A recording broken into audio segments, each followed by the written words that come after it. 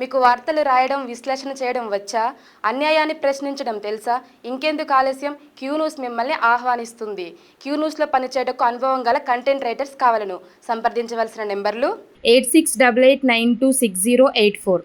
So ఇప్పటికే ఇన్ని లక్షల మంది డౌన్లోడ్ చేసుకొని ఉద్యోగాలకు పోవాలని రెడీగా ఉన్నటువంటి టైంలో అప్లై చేసుకున్నటువంటి వాళ్ళు దాదాపు చూస్తే 2,79,000 మంది డిఎస్సి అప్లై చేసుకున్నారు. 2,79,000 మంది నిరుద్యోగ యువకులు డిఎస్సి పరీక్షకి అప్లై చేసుకుని 2,05,500 మంది ఇప్పటికీ హాల్ టికెట్స్ డౌన్లోడ్ కూడా చేసుకున్నారు. అంటే ఈ విద్యార్థులు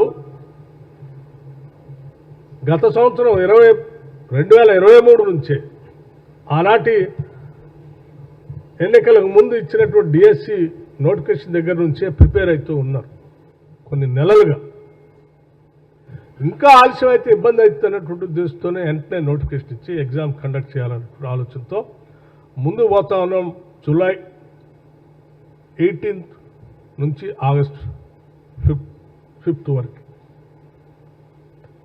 ఈ క్రమంలో కొద్దిమంది విద్యార్థులు అక్కడక్కడ ఈ డిఎస్సి ఎగ్జామ్ని పోస్ట్పోన్ చేస్తే పోస్ట్పోన్ చేయండి అని విజ్ఞప్తులు రావటం,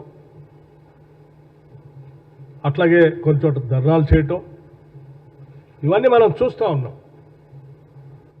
అయితే నేను ఈ విద్యార్థులందరికీ ఒకటే విజ్ఞప్తి చేస్తూ ఉన్నాను. నాకేమీ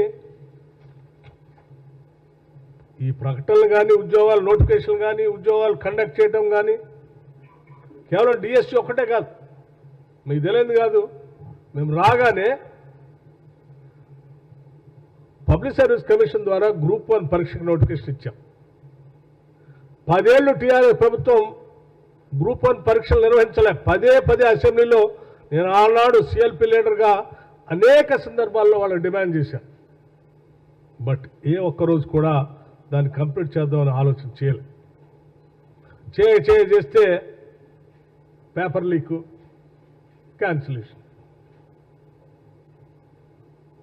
బట్ మేము రాగానే పబ్లిక్ సర్వీస్ కమిషన్ ప్రక్షాళన చేశాం.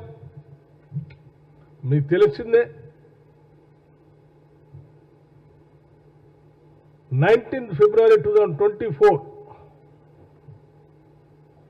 గ్రూప్ 1కి నోటిఫికేషన్ ఇష్యూ చేశాం. దాదాపు 563 పోస్టులకి గ్రూప్ 1 నోటిఫికేషన్ ఇష్యూ చేశాం. 4,03,645 క్యాండిడేట్లు అప్లై చేసుకున్నారు.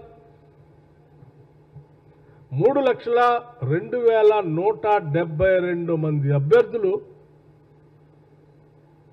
గ్రూప్ 1 పరీక్షకి 9/6/2024 నాడు అపియర్ కూడా అయ్యారు.